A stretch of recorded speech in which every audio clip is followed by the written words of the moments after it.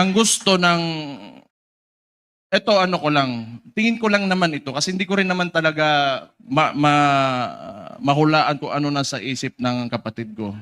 Tayo, tama yung sinabi ni Rob Rances kanina, may galit tayo.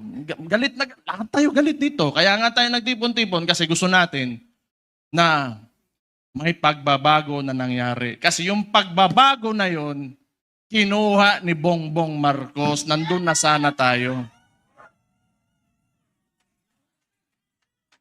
Balik lang tayo kung ano yung plataforma. To ha? Noong 2016, si former President, si Roddy Duterte, yung tatay ko, sa survey, 7%, 15, 18. Ano plataforma niya? Dalawa lang. Very simple. But it reflected the sentiments of the people. Yung masa. Drugs and corruption. Anong binalik ni BBM ngayon? Drugs and corruption.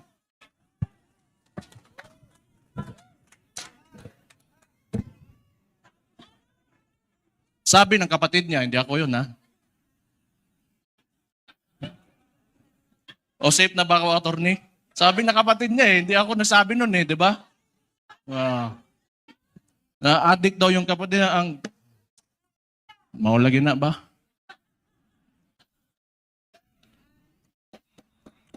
Hindi, tama naman yun. Kailangan optimistic tayo. Kailangan well-organized tayo. Andito tayo lahat. At mahalaga sa lahat, unified tayo. Yung may mga differences tayo kasi lahat tayo mayayabang May mga ugali yung mga DDS Di ba? Oh. Kalimutan muna natin yun. Kung tanawa, hambugiro, yung mga buwang.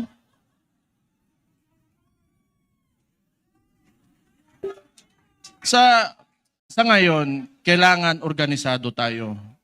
Kailangan kalimutan muna natin yung mga differences natin. Magkaisa tayo. At since nagdeklara na natatakbo yung principal natin who is the Vice President, Sara Duterte, magsimula na tayong kumilos.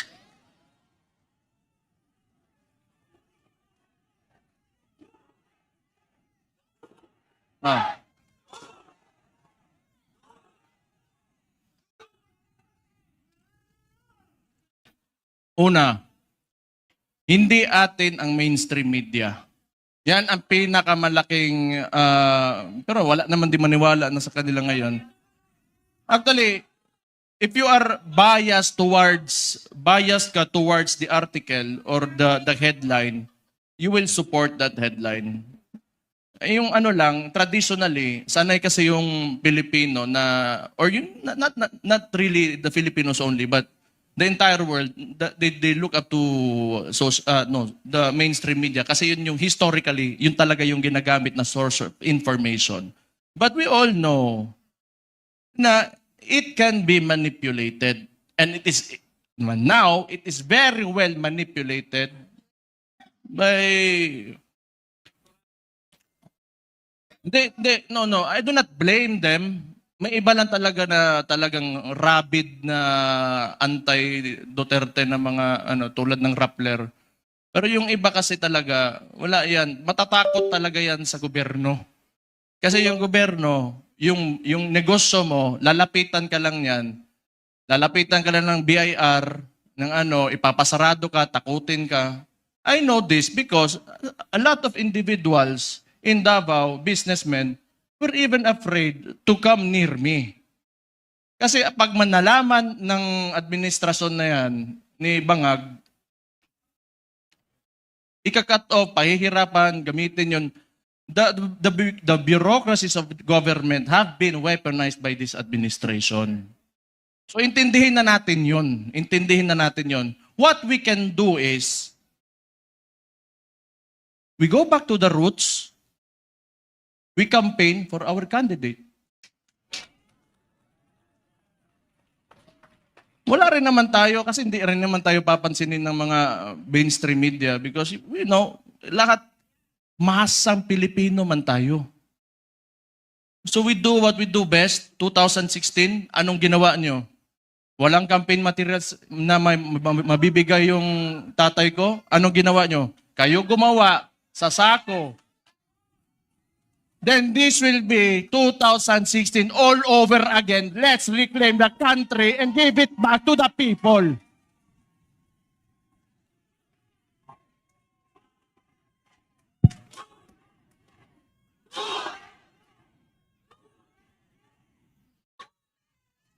I just want to mention yung binanggit ni yung idol ko rin si Robin Hood Padilla kanina na totoo naman yung mga oligarko na yan. They are in control of walang nawawalang oligarko sa buong mundo. Lahat ng nations in the entire world have oligarchs. Ito lang naman talaga. Kontrolado ba ng mga oligarko yung namumuno ng bansa? Yun ang mahirap. Ang kailangan natin, they have to be separate so that yung leader of that country can protect the people from exploitation of these oligarchs. Kaya hanggang ngayon, ayaw pa rin nila sa amin dahil binangga yan, walang iba kundi si Rudy Duterte lang.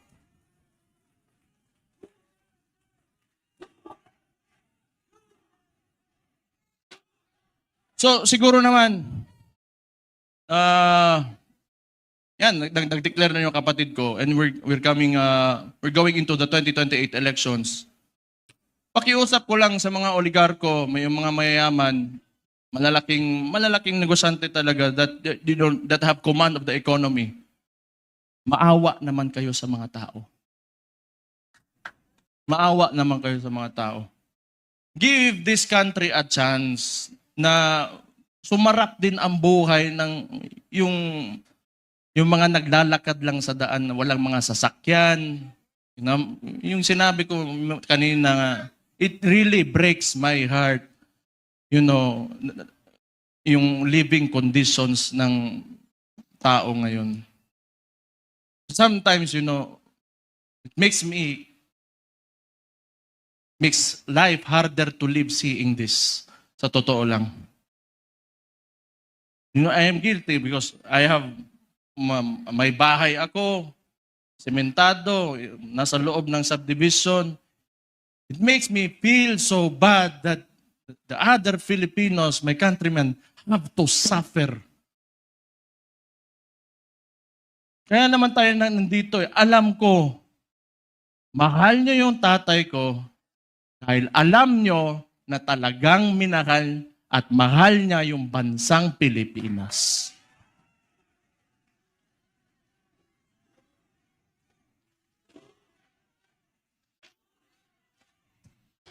We have to, turn this around. We have to make this country turn around. Hindi pwedeng ganito. Andun na tayo. Alam ko, kahit yung tatay ko nasa Netherlands, binigay sa mga dayuhan. Alam ko nandito pa rin kayo kasi naniniwala kayo, pinakita ni Rudy Duterte na kaya pala natin angatin natin ang ating bansa. You know what? Kayo lahat mga Pilipino, do not settle for this. You deserve better. You deserve better. Sinasabi ko sa inyo, you deserve better. Kaya, be optimistic, maniwala kayo na we can take our country through greater heights. Sinasabi ko sa inyo, alam nyo na eh. Kaya nga nandito kayo, naniniwala kayo. Just hold on to it. And someday, awa ng Diyos, talagang may Diyos talaga. And may hustisya talaga. Makakamit natin ang Pilipinas natin na pinapanaginip natin.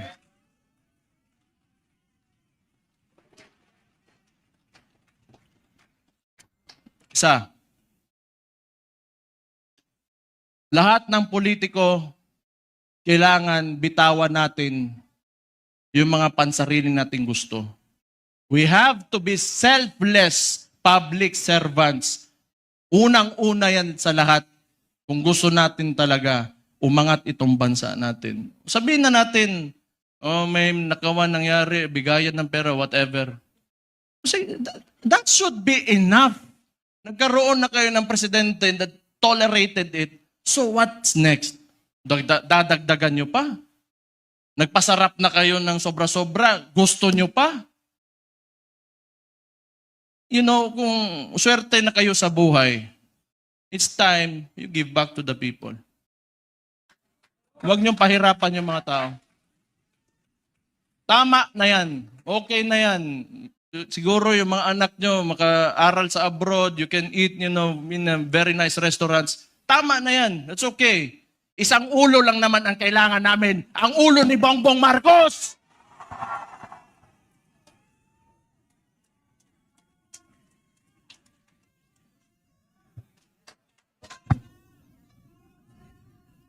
Kaya, you know, this coalition, if you cannot approach me, you approach Mike Defensor, you approach Bebot Alvarez, you, the congressman, I'm talking to you, if you want to defect, talikuran nyo na yan because alam nyo, kayo, mga politiko, nakatira kayo sa Pilipinas, huwag nyo sirain ang bahay nyo.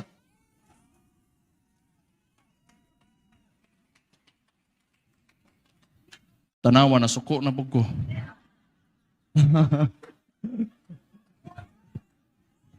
Pero,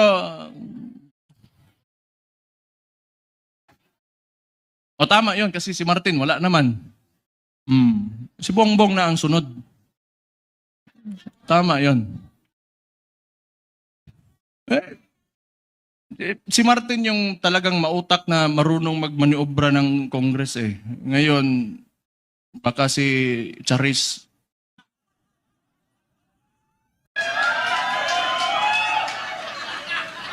Sino yun? Kilala niyo yun? Charis. Oh. Kasi rinig ko, chismis lang to ha. Chismis, wala akong sinasabi. Oh.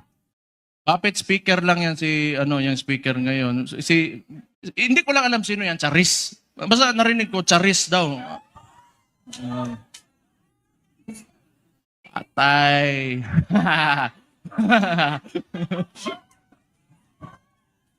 Hala mo diha. Hindi, good nature na tao si Senator Bongo. So, ano pa ba? Kumain na kayo? Ha? So sige. So yung coalition natin, ang tawag nito United Front. So ibig sabihin nun, from the word united, nagkakaisa tayo. Okay? So kung kaya niyong palawakin, yung mga miyembro nyo, magpalawak tayo. Tapos yung mga sinasabi ng mainstream media, i-correct natin. Kasi binabalik nila lagi yung confidential funds ni VP Sara, and yet, sasabihin ko ulit, yung estimated loss to corruption in the Philippines right now, umaabot na sa trilyon. Trilyon against the 125 million na nakihirapan nga silang patunayan. Can you see how absurd that is?